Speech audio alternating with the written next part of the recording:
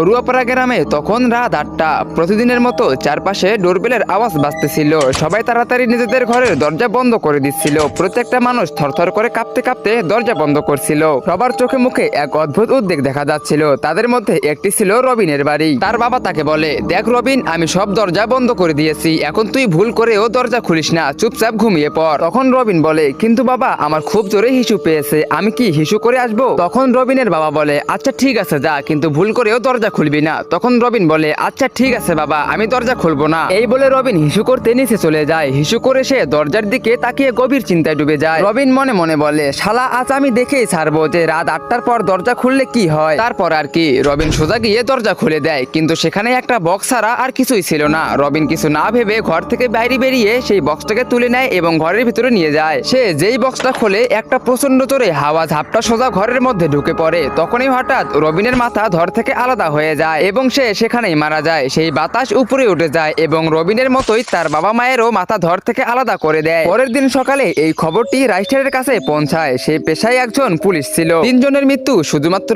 একটা দরজা খোলার কারণে। এটা শুনে রাইস্টারের গায়ে কাঁটা দিয়ে ওঠে। রাইস্টার অনেকক্ষণ ভেবে বলল, এখন আমার এই রহস্য খুঁজে বের করতেই হবে, কেন রাত 8টার পরে দরজা খুলতে মানা করা হয়। রাত হয়ে এলো, রাইস্টার সেই বাড়িতেই ছিল। রাত 8টা বাজলো, চারপাশে ডোরবেলের আওয়াজ বাজতে শুরু করলো। রাইস্টার ভয় না পেয়ে গিয়ে দরজা খুলে দিল। তো বন্ধুরা, কি আছে এই গ্রামে, কেনই রাত 8টার পরে দরজা খুলে মানুষের মাথা ধর থেকে আলাদা হয়ে যায়, তোমরা সেটা দেখতে পারবে পার্ট 2-তে। তো পার্ট 2 দেখতে চাইলে ভিডিওতে লাইক করে চ্যানেলটিকে সাবস্ক্রাইব করে দাও। টিকটক ফেসবুক থেকে দেখে থাকলে ফলো করে দাও, আর ভিডিওর কমেন্টে অবশ্যই পার্ট 2 লেখো।